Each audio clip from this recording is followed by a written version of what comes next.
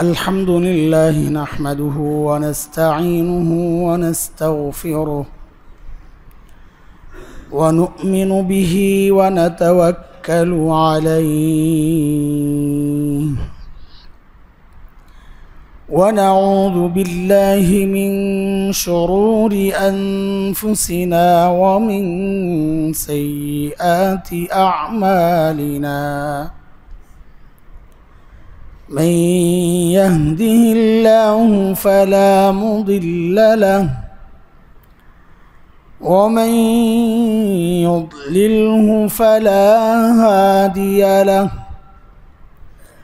وأشهد أن لا إله إلا الله وحده لا شريك له وأشهد أن سيدنا وسندنا وحبيبنا ومولانا محمدا عبده ورسوله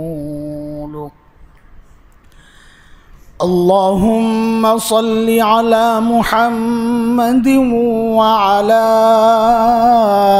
آل محمد كما صليت على إبراهيم وعلى آل إبراهيم إنك حميد مجيد اللهم بارك على محمد وعلى آل محمد كما باركت على إبراهيم وعلى آل إبراهيم إنك حميد مجيد أما بعد فأعوذ بالله من الشيطان الرجيم بسم الله الرحمن الرحيم والذين إذا فعلوا فاحشة أو ظلموا أنفسهم ذكروا الله فاستغفروا لذنوبهم ومن يغفر الذنوب إلا الله ولم يصروا على ما فعلوا وهم يعلمون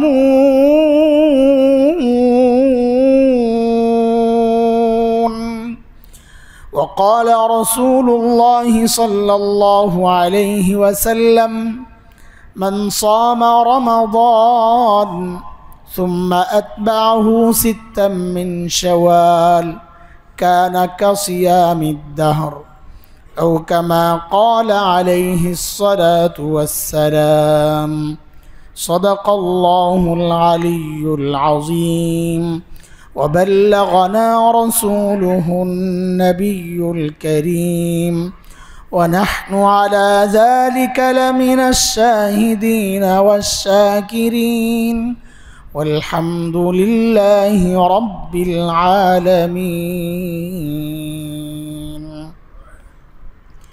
محترم মুসল্লিয়ান کرام আজ জুমাতুল বিদা রমজানের শেষ জুমা এটা শুধু শব্দেই শেষ জুমা শরীয়তে এর আলাদা কোনো আমল নাই কোনো বিশেষত্ব নাই এর মধ্যে এটা আমাদের বলা কথা কিন্তু কথাটার মধ্যে ইমানদারের কলিজায় লাগার মতো একটা মেসেজ আছে রমজান শেষ এই জুমাতুল বিদা এই শব্দটার মধ্যে আমল করার মতো আলাদা কিছু না থাকলেও আমাদের ভেতরটা নাড়া দেওয়ার জন্য একটা মেসেজ আছে সেটা হলো রমজান কিন্তু শেষ আবার জীবনে রমজান আরেকটা আসবে কিনা তার কোনো গ্যারান্টি তো নাই এই যে রমাজান শেষ হয়ে গেল, যে উদ্দেশ্যে আল্লাহ রমাজান দিয়েছেন সেগুলো শেষ হয়েছে কিনা, এটা হচ্ছে এখন হিসাব মেলানোর শেষ মুহূর্ত। আমি আমার নিজের কথা বলতেছি, আপনারা তো আমার চেয়ে ভালো মানুষ, আমি আমার নিজের কথা বলতেছি। আমার দিকে তাকাইলে আমি খুব হতাশ হয়ে যাই, অস্থির লাগে তখন যে হায় রে, রমাজান তো শেষ, আমি তো রয়ে গেলাম সেই আগের মতোই। এটা একজন মানুষের জন্যে, একজন ইমানদারের জন্যে অনেক বড় খারাপ একটা দিক। এক তো খারাপ এই জন্যে যে আমি ব্যর্থ মানুষ, দুই, এক বড় নেয়ামত আল্লাহ দিছিলেন, আমি এই নেয়ামতের শুকরিয়া আদায় করতে পারি নাই। তিন হচ্ছে সবচেয়ে ভয়ঙ্কর যে দিকটা, হযরত মালিক আল হুওয়াইরিস রাদিয়াল্লাহু তাআলা আন তার বর্ণনা, তিনি বলেন নবী আলাইহিস সালাতু ওয়াস সালাম মিম্বরে উঠতেছিলেন, সাঈদ আল মিম্বার। যখন মিম্বরে উঠতেছিলেন তো যখন প্রথম সিঁড়িতে পা রাখছেন বললেন আমিন। হাদিস আপনারা আগেও শুনেছেন, আবারও মনে করাইয়া দিই। দ্বিতীয় সিঁড়িতে পা রেখেছেন, নবী বলেন আমিন সাল্লাল্লাহু আলাইহি সাল্লাম, পড়েন সাল্লাল্লাহু আলাইহি সাল্লাম। তৃতীয় সিঁড়িতে যখন পা রেখেছেন নবী আলাইহিস সালাম আবারও বললেন আমিন। তো যেহেতু এটা নবী আলাইহিস সালামের অন্য সময়ের মতো ছিল না, একটু ব্যতিক্রম মনে হচ্ছিল, তো সাহাবায়ে কেরামদের পক্ষ থেকে কেউ হয়তো জিজ্ঞেস করছেন, ইয়া রাসূলুল্লাহ, আপনি এইভাবে আমিন আমিন কেন বললেন? তখন নবী আলাইহিস সালাতু ওয়াস সালাম জবাবে বললেন, আমি যখন প্রথম সিঁড়িতে পা রাখছি জিবরাইল আসছেন। প্রথমে বলেন আতানি জিবরাইল আসছেন। তো প্রথম সিঁড়িতে যখন আমি, তখন একটা বদদোয়া করছে জিবরাইল। বদদোয়া কে করছে ভাই? জিবরাইল। একটু মাথায় ঢুকায়া নেই কথাটা, তো সামনের কথাটা আমার বুঝে আসবে। জিবরাইল বদদোয়া করা মানে কি? জিবরাইল, হযরতে জিবরাইল আলাইহিস সালাম সমস্ত ফেরেশতাদের নেতা, শ্রেষ্ঠ ফেরেশতা। সূরা তাহরিম 28 নম্বর পারার সূরা তাহরিমের 6 নম্বর আয়াত, ফেরেশতাদের একটা চরিত্র বৈশিষ্ট্য সম্পর্কে আল্লাহ বলেন, লা ইয়াসুনাল্লাহা মা আমারহুম ওয়া ইয়াফআলুনা মা ইউমারুন। ফেরেশতারা আল্লাহর হুকুম, আল্লাহ যা বলেন তাই করেন, নিজ থেকে কিচ্ছুই করেন না, অমান্য করার সুযোগ নাই, সেই যোগ্যতাই নেই ফেরেশতাদের। আল্লাহ তাদেরকে এইভাবেই বানাইছেন। তাহলে ফেরেশতারা কোনো কিছু নিজ থেকে করেন না, বলেন না, এটা একটু মাথায় রাখা। ফেরেশতারা যা করেন, যা বলেন সব কার নির্দেশে? আল্লাহর নির্দেশে। তো ফেরেশতারা কোনো কিছু বলা মানে আল্লাহই বলা, কারণ আল্লাহর নির্দেশিত বলা হচ্ছে। হযরত জিবরাইল বদদোয়া করতেছেন মানে কি? মানে হচ্ছে আল্লাহ নিজেই, বুঝেন নাই কথাটা? বদদোয়াটা আসলে কার? আল্লাহ। যেমন আমরা একটা হাদিস আপনাদেরকে শোনাইছি রমাজান সম্পর্কে, যে আল্লাহর কাছে রোজা এবং কোরআন সুপারিশ করবে আল্লাহর কাছে। কোরআন বলবে, আল্লাহ আমি আপনার বান্দাকে রাতে ঘুমাইতে দেই নাই, সুতরাং তার বিষয়ে আমার সুপারিশ গ্রহণ করেন। রোজা বলবে, আল্লাহ আমি তাকে দিনে খানাপিনা করতে দেই নাই, কাজী তার ব্যাপারে আমার সুপারিশ কবুল করেন। তো নবী আলাইহিস সালাম বলেন, হাদিসের শব্দ, নবী বলেন ফায়ুশাফাআন, কোরআন এবং রোজার সুপারিশ কবুল করা হবে। মুহাদ্দিসরা হাদিসের ব্যাখ্যায় বলেন, কবুল কেন করা হবে? বলে খুব হিসাব সহজ, কারণ যেই দুইটা বিষয় আল্লাহর কাছে সুপারিশ করতেছে এটা আল্লাহর নিজের। কোরআন আল্লাহর নিজের সত্তার অংশ, আল্লাহর কালাম আল্লাহর সত্তার অংশ। তো কোরআন সুপারিশ করা মানে আল্লাহ নিজেই সুপারিশ করা, কোরআনকে দিয়ে করাচ্ছেন মানে আল্লাহরই সুপারিশ এটা। তো আল্লাহর সুপারিশ আল্লাহ নিজে কবুল করবেন। রোজা এটাও বোঝার জিনিস। আমি একজনকে পরিচয় আপনাদের সামনে পরিচয় করাইয়া দিলাম যে ইনি আমার স্পেশাল খাস লোক, একদম আমার খাস মানুষ। এটা তো যাকে পরিচয় করাইয়া দিচ্ছি তিনি সুযোগটা হাতছাড়া করতে রাজি না, দাঁড়ায় গেছেন। দাঁড়ায় আমাকে বলতেছেন আমাকে 100 টাকা দেন, আমাকে 100 টাকা দেন। এখন বলেন আমি কি করব? তাকে ধমক দিব না, এসব না দিব? কেন দিব? যে এখন আমি যদি না দেই তো আমি যে একটা দাবি করছিলাম একটু আগে যে আমার স্পেশাল আমার খাস লোক এটা, তা আমি আমার দাবির মধ্যেই আমি দুর্বল, আমার দাবিটা ঠিক হয় নাই। আপনারাই বলবেন, আপনি যাকে নিজের লোক বললেন সে 100 টাকা চাইছে দিলেন না, তো আপনি পরের কি করবেন? নিজের লোকেরই তো আবদার আপনি দাবি পুরা করেন না, পরের দাবি কি পুরা করবেন? না, আপনার এ দিয়া কাজ হবে না। তখন আমি আমার নিজের ওই কথাটাকে ঠিক রাখার জন্যেই তাকে বলবো যাও তুমি চাইছো দিয়ে দিলাম যাও। এটাই হলো বিষয় যে রোজার সুপারিশ আল্লাহ কেন কবুল করবেন? কারণ আল্লাহ আগে ঘোষণা একটা দিয়ে রাখছেন, as-sawmu li, রোজা আমার, রোজা আমার। তো নামাজ কার?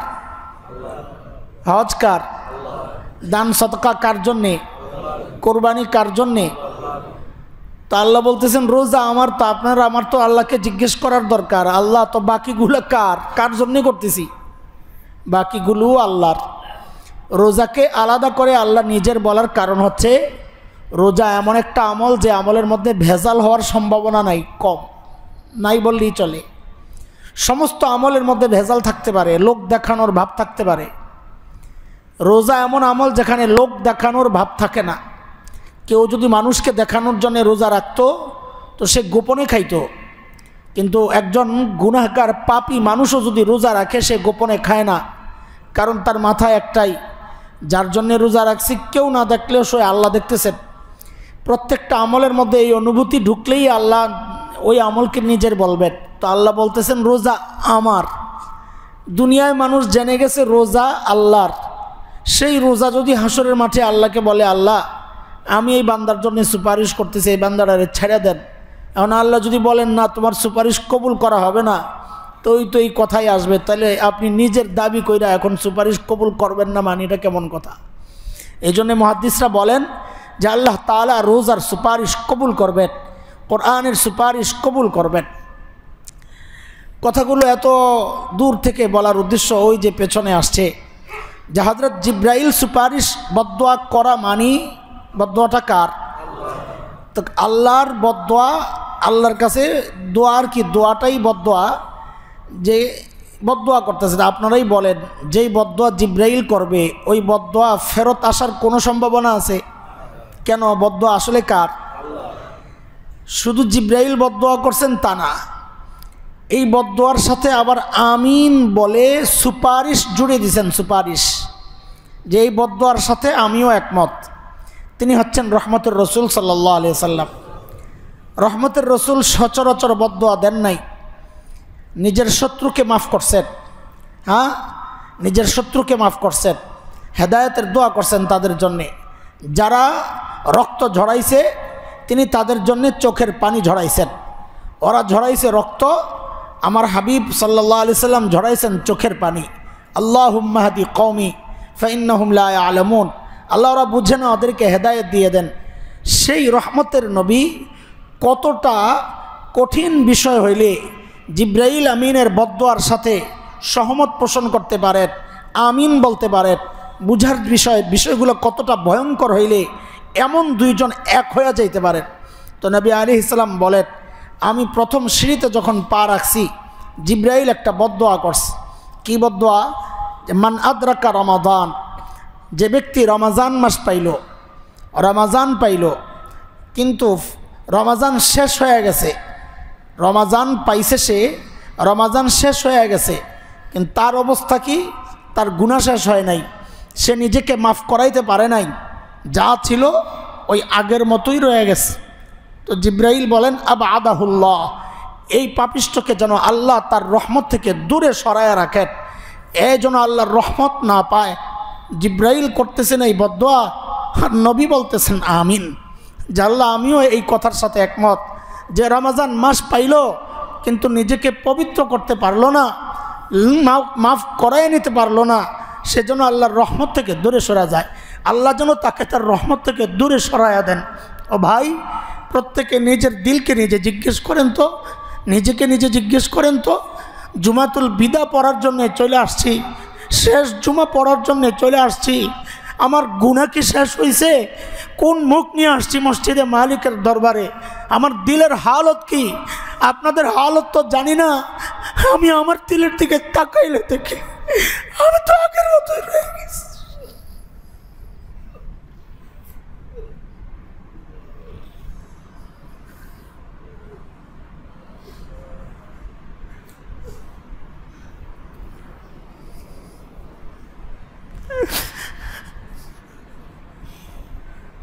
আস্তাগফিরুল্লাহ।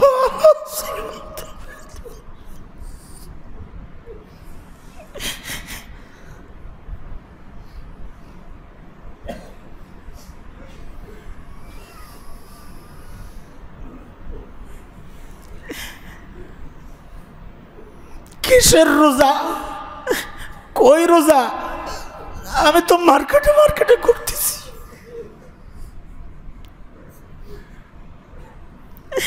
না আমার চোখ রোজা ছিল, না আমার কান রোজা ছিল, না আমার জবান রোজা ছিল। চোখ গুনাহ করে গেছে সারা মাস, জবান গুনাহ করে গেছে সারা মাস, কান গুনাহ করে গেছে সারা মাস। আরে আমি তো বলি যে আমরা কতটা পোড়া কপাল, কতটা পোড়া কপাল, যেখানে গুনাহ মাফ না করাইলে নবী আর জিব্রাইলের বদদোয়া, গুনাহ মাফ করাবো তা দূরের কথা, আমাদের আমল নামা গুনায় আরো ভারী হয়েছে, ভারী হয়েছে, ভারী হয়েছে। গুনাহ কমবে তা দূরের কথা, গুনাহ তো আরো বাড়ছে।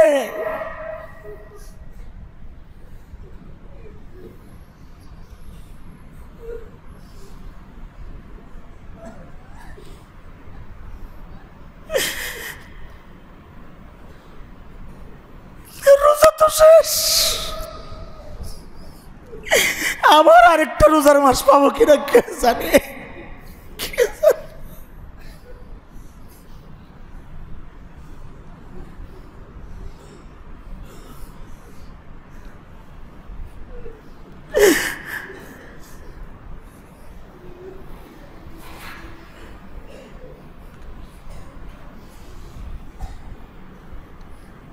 লা হাওলা ওয়ালা কুওয়াতা ইল্লা বিল্লাহ।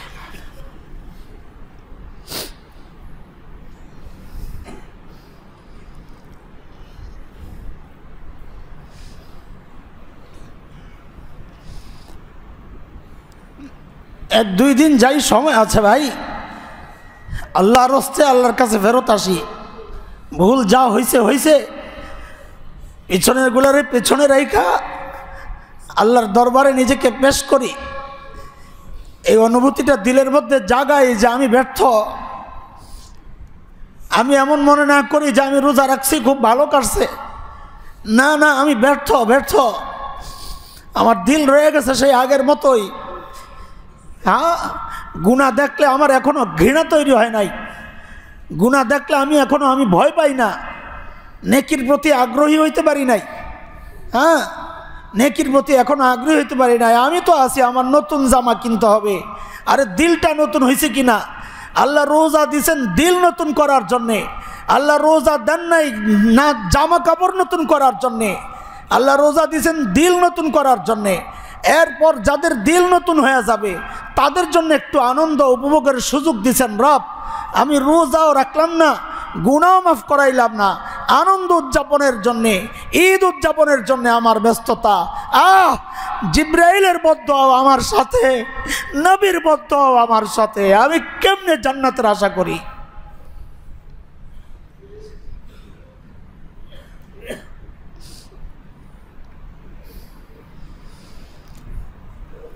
আল্লাহর কাছে মাফ চাইয়া ফেলি আমরা, আমাদের ভুল হয়েছে, আমরা নেয়ামতের শুকরিয়া আদায় করতে পারি নাই। এত বড় একটা নেয়ামত দিছেন আল্লাহ তাআলা, নিজেকে মাফ করায় নেওয়ার জন্য একটা নেয়ামত দিছেন আল্লাহ তাআলা, লাইলাতুল কদরের মতো রাতগুলো গেছে, রাত গেছে রাতের মতোই, আমি ছিলাম আমার মতোই। হ্যাঁ, একটু ঘুম পর্যন্ত ছাড়তে পারি নাই, আড্ডা গল্প ছাড়তে পারি নাই, ফেসবুক টেলিভিশন ছাড়তে পারি নাই। আমার উপর দিয়ে লাইলাতুল কদর চলে গেছে। আমি লাইলাতুল কদর উদযাপন করি, উদযাপন। লাইলাতুল কদর উদযাপনের জিনিস না রে ভাই, রাস্তায় রাস্তায় ঘুরবেন। এক ভাই আয়েশা বলতেছিলেন, আমাদের এখানে রাতে নামাজ পড়াইছেন, বাসা থেকে আসতেছিলেন ফার্ম গেট থেকে, বলে রাস্তায় মানুষ আর মানুষ। কিসের মানুষ? লাইলাতুল কদর উদযাপন করতেছে রাস্তায় ঘুরে ঘুরে। লাইলাতুল কদর উদযাপনের জিনিস না রে ভাই। লাইলাতুল কদর ছিল মালিকের দরবারে নিজেকে হাজির করার মতো ব্যাপার। আমি মালিকের দরবারে নিজেকে হাজির করি নাই, আমি রাস্তায় হাজির করছি নিজেরে। পোড়া কপাল, কি জবাব মালিকের কাছে? এই নিয়ামত পাইও যে নিয়ামত গ্রহণ করতে পারলাম না, নিয়ামতের হক আদায় করতে পারলাম না। কোনো জবাব নাই আমাদের মুখ, কোনো জবাব নাই। জবাব একটাই, মালিকের দরবারে নিজেকে পেশ করে বলি, মালিক নিয়ামত দিছেন, আমি নিতে পারি নাই, আমারে মাফ করে দেন। বাস, আমারে মাফ করে দেন। মাফ চাওয়ার পদ্ধতি আল্লাহ শিখাইছেন। আমি একটা আয়াত পড়ছি, আল্লাহ বলেন, ওয়াল্লাযীনা ইযা ফাআলু ফাহিশা আও যালামু আনফুসাহুম যাকারুল্লাহ ফাস্তাগফিরু লিযুনুবিহিম ওয়া মান ইয়াগফিরুয যুনুবা ইল্লাল্লাহ। আল্লাহ বলেন, যারা অন্যায় পাপাচারে লিপ্ত হয়, নিজের উপর জুলুম করে, এরপর আল্লাহর কথা মনে পড়ছে, আরে আমার একজন রব আছে। এটা যে আল্লাহর কত পছন্দের জিনিস, যে বান্দার যখন মনে পড়ে, বান্দা হাদিসের কথা, বান্দা যখন আল্লাহকে ডাক দেয় না, রব্বানা ও আমার রব, রব্বানা ও আমার রব, আল্লাহ ফিরিস্তাদেরকে জিজ্ঞেস করেন কি জানেন? আল্লাহ ফিরিস্তাদেরকে জিজ্ঞেস করেন, আয়া আলামু আব্দি আন্না লাহু রব। আরে আমার বান্দা এটা জানে তার একজন রব আছে। আমার বান্দার এই খবর আছে না, সে জানে তার একজন রব আছে। তো ফিরিস্তারা বলে, জানে দেখেই তো ডাক দিস। বলে, তো সে কী চায়? বলে, মাফ চায়। বলে, তোমরা সাক্ষী থাকো, আমার যে বান্দা আমারে ডাক দিছে, যে বান্দা জানে তার একজন রব আছে, সে মাফ চাইছে, তো তোমরা সাক্ষী থাকো, আমি তাকে মাফ করে দিলাম। বান্দা আল্লাহ এত খুশি হন বান্দা যখন আল্লাহরে মনে করে। তা আল্লাহ বলেন, যাকারুল্লাহ, আল্লাহর কথা মনে করছে সে। আরে আমার একজন রব আছে, এই গুনাহওয়ালা চোখ নিয়ে আমি আমার রবের সামনে কেমনে দাঁড়াবো? এই গুনাহওয়ালা জবান নিয়ে আমি আমার রবের সামনে কেমনে দাঁড়াবো? এই গুনাহওয়ালা কান নিয়ে, এই গুনাহওয়ালা হাত পাও নিয়ে আমি আমার রবের সামনে কেমনে দাঁড়াবো? যখন এই সবগুলো আমার বিরুদ্ধে রবের আদালতে সাক্ষী দিবে, রাজ সাক্ষী হবে, রাজ সাক্ষী। আসামি পক্ষের কেউ সাক্ষী দেওয়া, রাজ সাক্ষী। চোখ আসামি পক্ষের, চোখ সাক্ষী দিবে, রাজ সাক্ষী। কান আসামি পক্ষের, কান সাক্ষী দিবে। হাত পাও সাক্ষী দিবে, চামড়া সাক্ষী দিবে, এগুলা সব রাজ সাক্ষী। এই কথা যখন সে মনে করে, মনে করে আল্লাহর কাছে মাফ চায়। ফাস্তাগফিরু লিযুনুবিহিম, আল্লাহর কাছে মাফ চায়। আল্লাহ ফাঁকি দিয়ে কি দারুণ একটা কথা বইলে আমাদেরকে আশাবাদী করছেন। কথাটা কি দারুণ! একজন মানুষ আশাবাদী হওয়ার জন্য এর চেয়ে দামি কথার কি হইতে পারে? আল্লাহ আস্তে ছোট্ট করে বলেন কি জানেন? ওমাই ইয়াগফিরুয যুনুবা ইল্লাল্লাহ। আল্লাহর কাছে মাফ চাইবে না তো চাইবে কার কাছে? কারণ মাফ করনেওয়ালা আল্লাহ ছাড়া ওর জন্য আছে কে?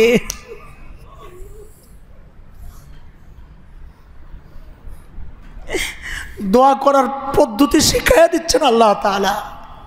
কেমনে বলবেন? আল্লাহ গুনাহ তো করছি, করে ফেলছি,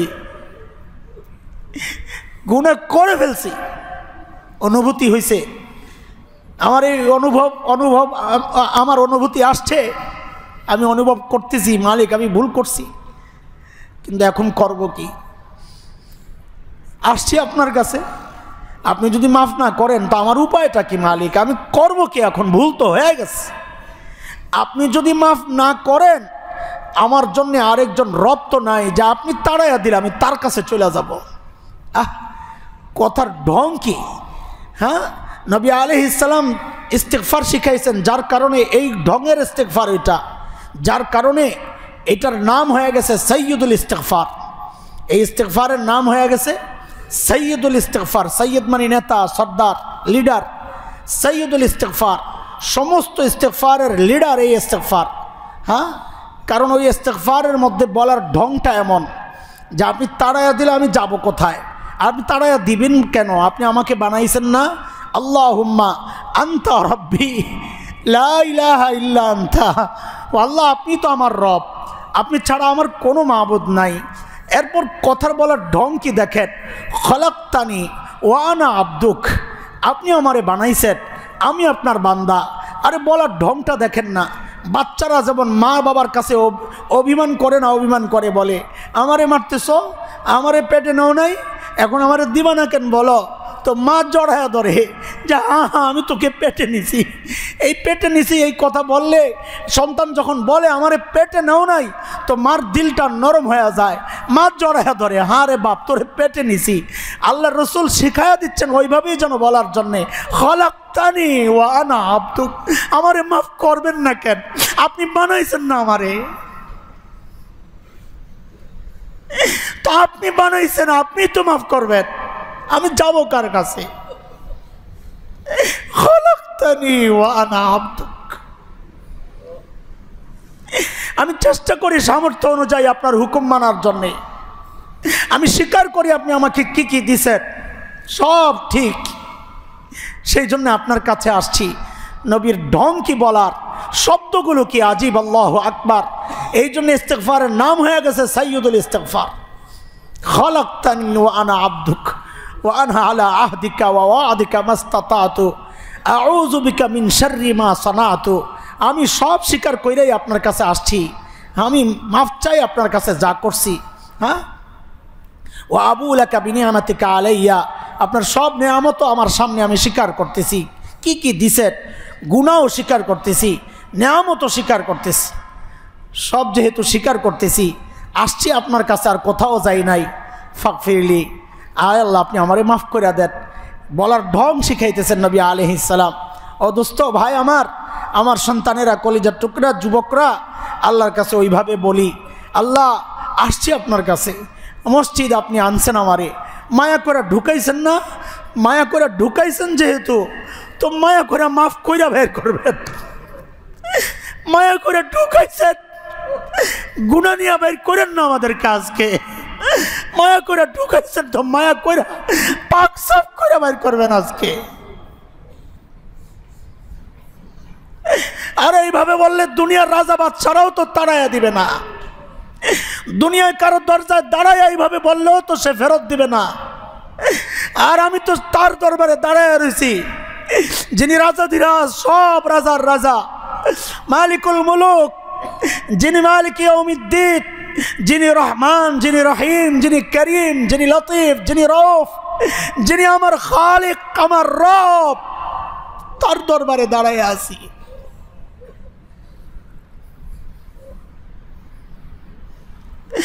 রব্বানা যালামনা আনফুসানা, পড়েন রব্বানা যালামনা আনফুসানা, রব্বানা যালামনা আনফুসানা ওয়া ইল্লাম তাগফির লানা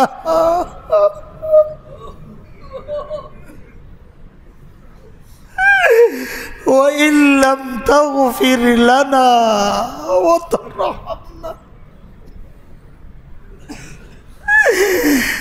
ربنا ظلمنا أنفسنا وإن لم تغفر لنا وترحمنا لنكونن من الخاسرين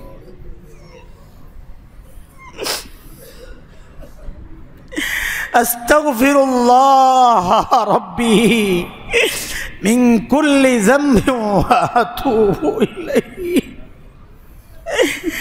أستغفر الله ربي من كل ذنب وأتوب إليه أستغفر الله ربي من كل ذنب وأتوب إليه والله জিন্দেগীর সব গুনাহ মাফ করে দেন আল্লাহ, মাফ করে দেন আল্লাহ। লা হাওলা ওয়ালা কুওয়াতা ইল্লা বিল্লাহ।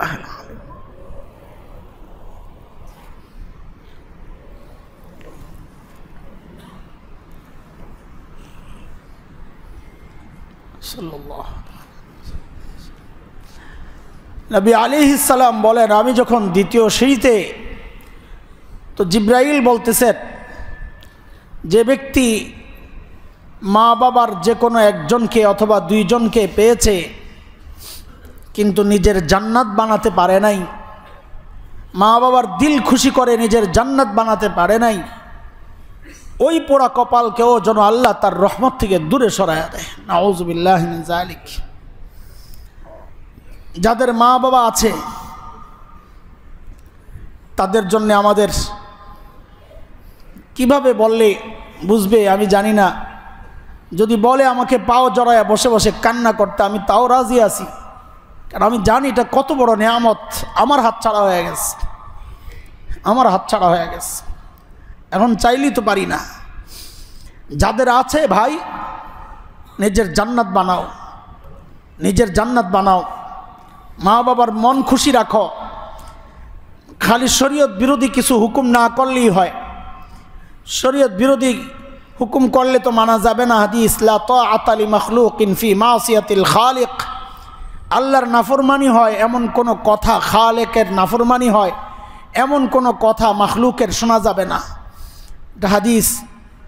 এই জন্যে মা বাবা যদি শরীয়ত বিরোধী কিছু হুকুম করে সেটাও বিনয়ের সাথেই তাকে বুঝায়া নিষেধ করা, ঝগড়া শুরু না করা, ঝগড়া না করা।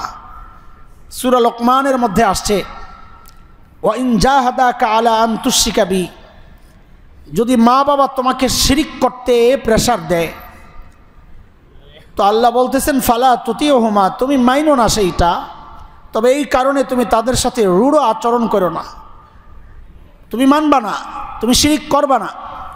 অসাহিবহুমা হ্যাঁ মারুফা, তুমি তাদের সাথে সুন্দর আচরণ করো, তাকে বুঝায়া দাও শিরিক সবচেয়ে বড় গুনাহ।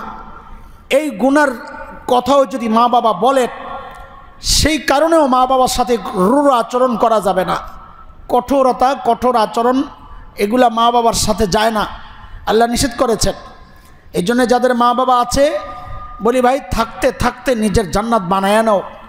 হ্যাঁ, নবী আলাইহিস সালাম বলেছেন, হুমা জান্নাতুকা ওয়া নারুকা, তোমার মা বাবাই তোমার জান্নাত, তোমার মা বাবাই তোমার জাহান্নাম। তার মানে কি, মা বাবাকে খুশি রাখতে পারলে আমল কম থাকলেও আল্লাহ জান্নাত দিয়ে দিবেন। মা বাবা নারাজ, অনেক আমল নিয়েও জান্নাতে যাওয়া যাবে না। আল্লাহ আমাদের সবাইকে মা বাবার বাধ্য বানায়া দেন, অনুগত বানায়া দেন, খুশির কারণ বানায়া দেন। আর আমাদের যাদের মা বাবা নাই, মা বাবা যখন ছিলেন আমার দায়িত্ব ছিল আমার নিজের জান্নাত বানানো, আর মা বাবা চলে গেছেন, এখন আমার কাঁধে দায়িত্ব হইল মা বাবার জান্নাত বানানো। কথাটা আবারও বলি, মা বাবা জীবিত ছিলেন তো তখন কাজ ছিল আমি আমার জান্নাত বানাবো। মা বাবা চলে গেছেন, এখন কাজ কি, আমি আমার মা বাবার জান্নাত বানাবো, তিলাওয়াত করব, তাদের জন্য সাদাকা করব, আল্লাহর কাছে দোয়া করব, দোয়া রব্বির হামহুমা কামা রব্বায়ানি সগীরা, রব্বির হামহুমা কামা রব্বায়ানি সগীরা, এই দোয়া করব আল্লাহর কাছে। আল্লাহ যেন মা বাবার কবরগুলোকে জান্নাতের টুকরা বানায়া দেন।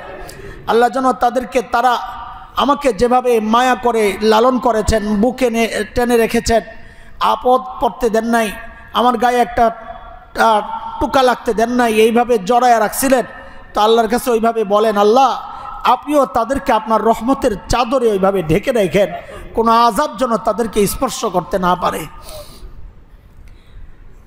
3 নম্বর সিঁড়িতে নবী আলাইহিস সালাম আমিন বললেন কেন? নবী বলতেছেন, জিব্রাইল বলতেছেন, ওই ব্যক্তিকেও আল্লাহ তার রহমত থেকে দূরে সরাইয়া দেন যেই ব্যক্তির সামনে যুকিরতা ইনদা, যার সামনে আপনার নাম উচ্চারিত হয়েছে।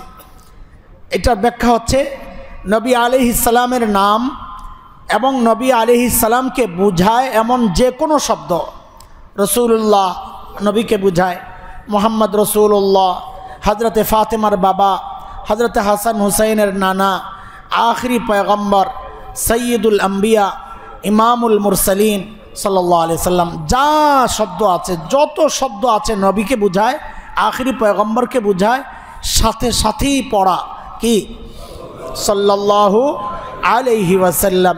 এটা আমার লাভ, আমার লাভ। সাথে সাথেই পড়ব সাল্লাল্লাহু আলাইহি ওয়াসাল্লাম। যদি না পড়ি দুই ক্ষতি, এক তো লাভ থেকে বঞ্চিত হইলাম, এটাও তো একটা লস, লাভ থেকে বঞ্চিত হওয়াও তো একটা লস নাকি। দ্বিতীয় ক্ষতি হচ্ছে জিবরাইল আমিনের বদদোয়া, নবীর আমিন বলা, দুইটা একসাথে সমন্বয়, এই বদদোয়া ফেরত যেতে পারে না। তো জিবরাইল বলেন যে তাকেও যেন আল্লাহর রহমত থেকে দূরে সরায়া দেয়। নাউযু বিল্লাহি মিন যালিক। আল্লাহুম্মা সাল্লি আলা সাইয়্যিদিনা মুহাম্মদ ওয়া আলা আলিহি ওয়া সাহবিহি ওয়া সাল্লিম। আল্লাহুম্মা সাল্লি আলা সাইয়্যিদিনা মুহাম্মদ ওয়া আলা আলিহি ওয়া সাহবিহি ওয়া সাল্লিম। এই ছিল আজকের এক প্রসঙ্গ, এক হাদিস আপনাদেরকে শোনালাম আয়াত সহ। দ্বিতীয় প্রসঙ্গ আরেকটা হাদিস আমি শুরুতে পাঠ করেছিলাম। ওই হাদিস সহি হাদিস, হাদিসের অনেক কিতাবেই আসছে হাদিসটা। সেটা হচ্ছে নবী আলাইহিস সালাম বলেন, মান সামা রমাজান, যে ব্যক্তি রমাজানের রোজাগুলো রাখলো, সুম্মা আতবাআহু সিত্তাম মিন শাওয়াল, এর পরের মাস, রমাজানের পরের মাস কোনটা? শাওয়াল। রমাজানের পরের মাসের নাম শাওয়াল। নবী আলাইহিস সালাম বলেন রমাজানের রোজা রাখার পর যদি সে শাওয়ালের পরে, শাওয়ালের 6টা রোজা রাখে, রমাজানের পর শাওয়াল শুরু হয় কবে থেকে? চাঁদ রাত থেকে। সাবাস, চাঁদ ওঠার সাথে সাথে ওই চাঁদ যেটা উঠছে ঈদের চাঁদ মনে করেন যে ওইটাই শাওয়ালের চাঁদ। তো ঈদের দিন রোজা রাখা নিষেধ, কারণ সেদিন মানুষ ইমানদাররা আল্লাহর মেহমান মেজবানের বাড়িতে যাবে রোজা রেখে, এটা কেমন দেখা যায়? ঈদের দিন রোজা রাখা নিষেধ, আল্লাহর মেহমানদারি, আল্লাহর পুরস্কার গ্রহণ করতেছি আমরা। তো এই জন্যে এই দিন রোজা না, ঈদের পর দিন থেকে কেউ চাইলে 6টা রোজা রাখবে। 6 রোজা রাখা, শেখ বিন বাজ রাহিমাহুল্লাহ তিনি বলেছেন যে এটা একসাথেও রাখতে পারে, শেষেও রাখতে পারে, মাঝখানেও রাখতে পারে, ভেঙে ভেঙেও রাখতে পারে। শুরুতে কয়টা রাখছে, আবার পরে কয়টা, এমনও হইতে পারে। আইয়ামে 20 চলে আসছে, আইয়ামে 20-এর রোজা রাখলাম, 13, 14, 15।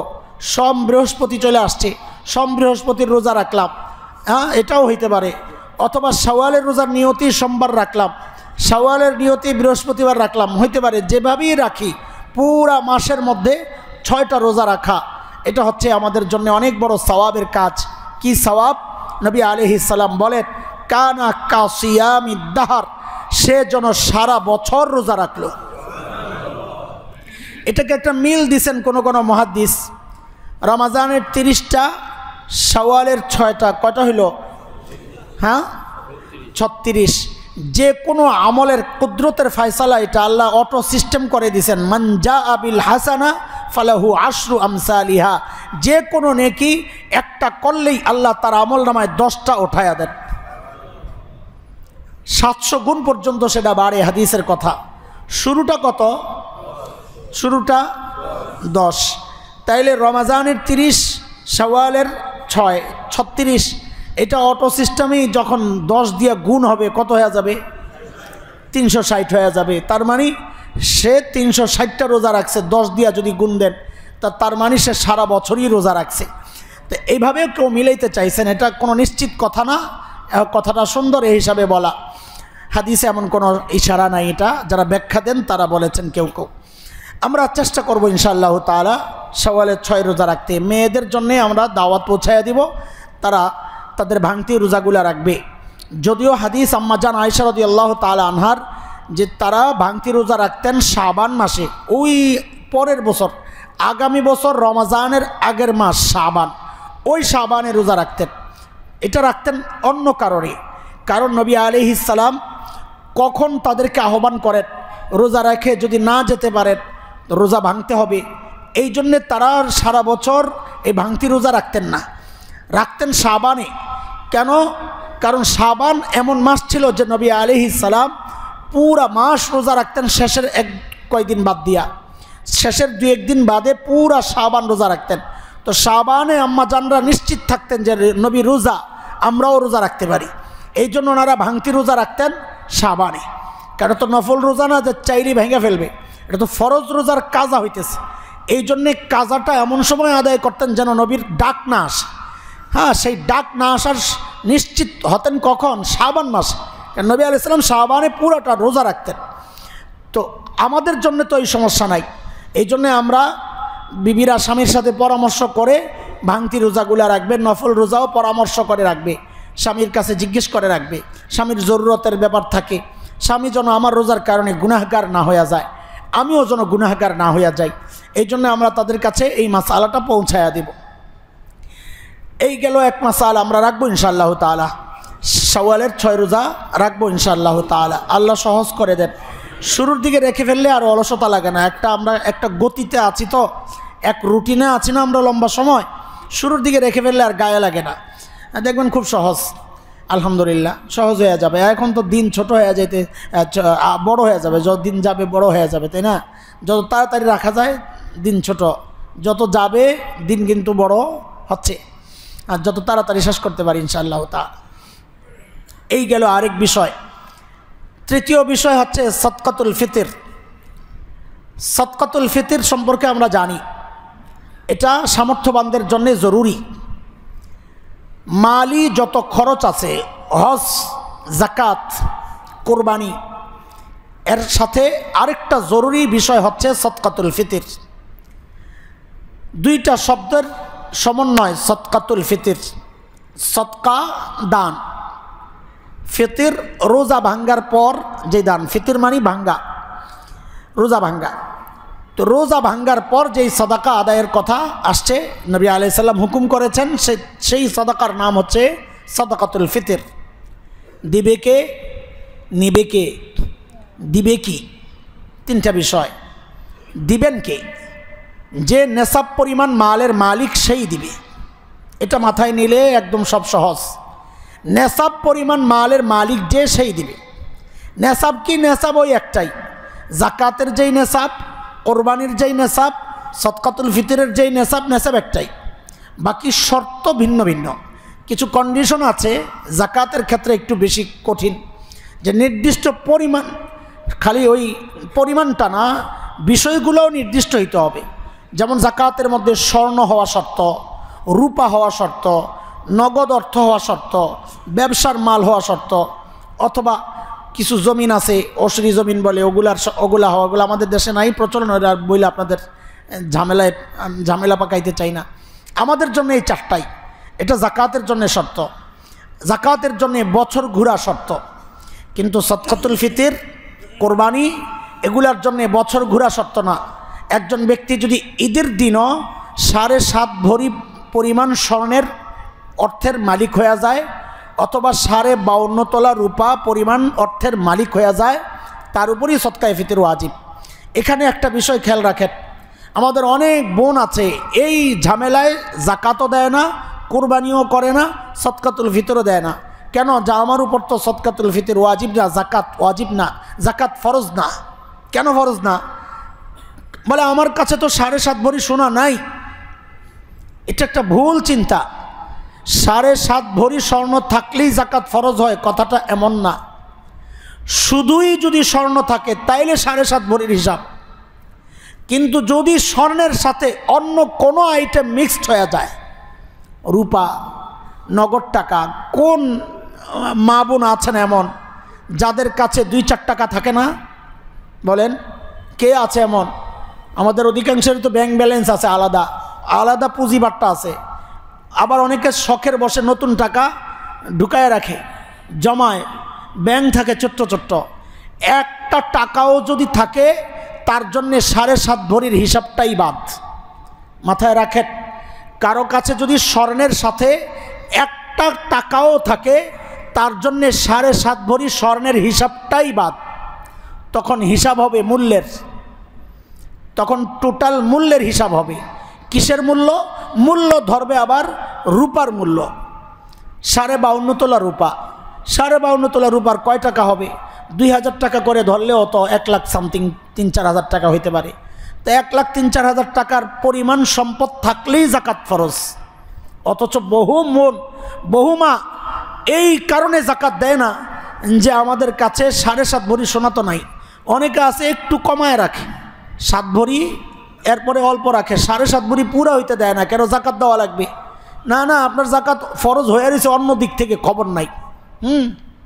কত যে কৌশল, জাকাত না দেওয়ার কত যে ধান্দা, অথচ জানে না জাকাত দিলে আমার মালটা হেফাজত হয়ে গেল, আমি নিজে নিরাপদ হয়ে গেলাম, জাহান্নামের আগুন থেকে বেঁচে গেলাম, আমার মাল দুনিয়ায় নষ্ট হওয়া থেকে বেঁচে যাবে জাকাতের বরকতে। এটা বুঝে না, বুঝে হইলো আমার দেওয়া লাগবে। বাপরে বাপ, আল্লাহু আকবার।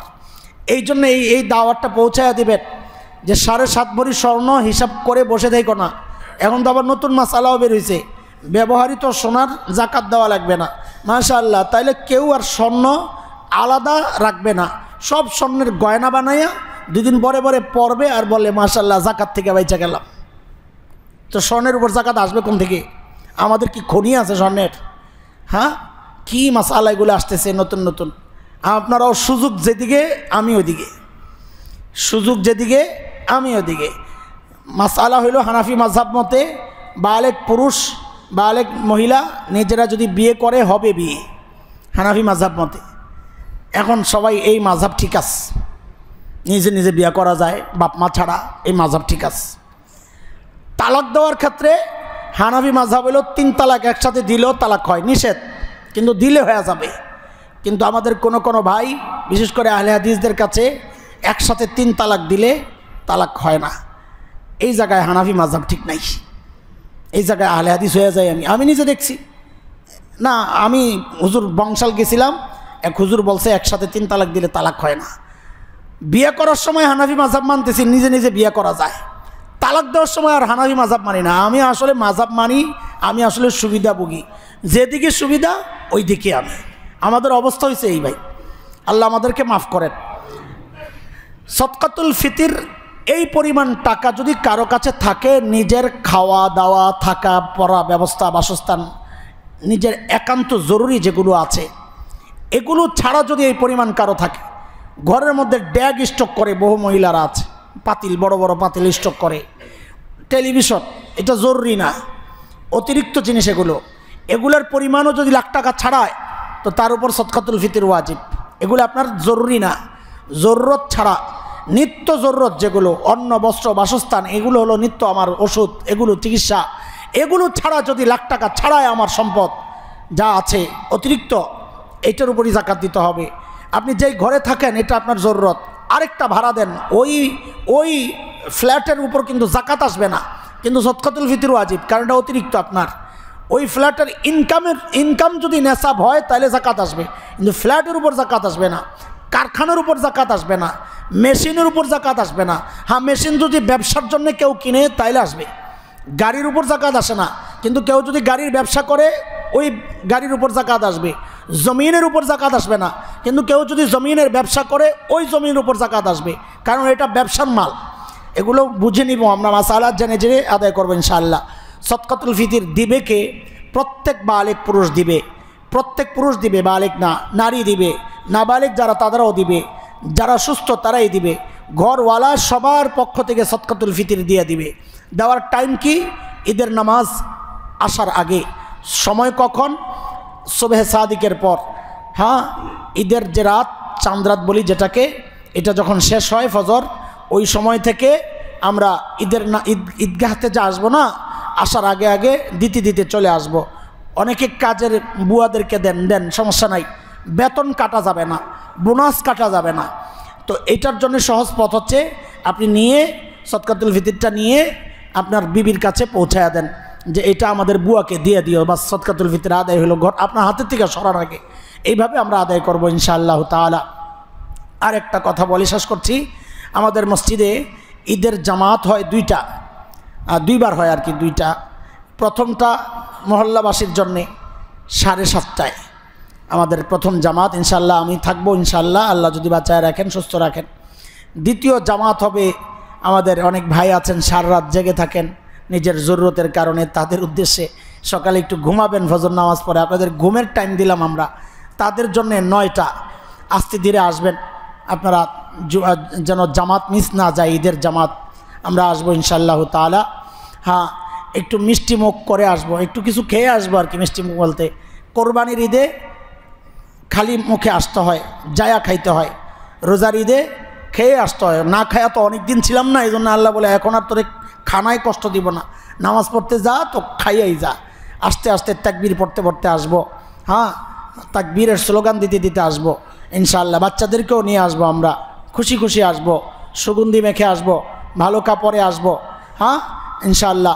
আল্লাহ তাআলা ঈদের এই যে আনন্দ, এই আনন্দ সারা দুনিয়ায় আল্লাহ ছড়াইয়া দেন। বিশেষ করে মজলুম ফিলিস্তিনিদের জন্য আল্লাহ এই আনন্দকে কবুল করেন। আমরা সবার জন্য দোয়া করি, আমিন।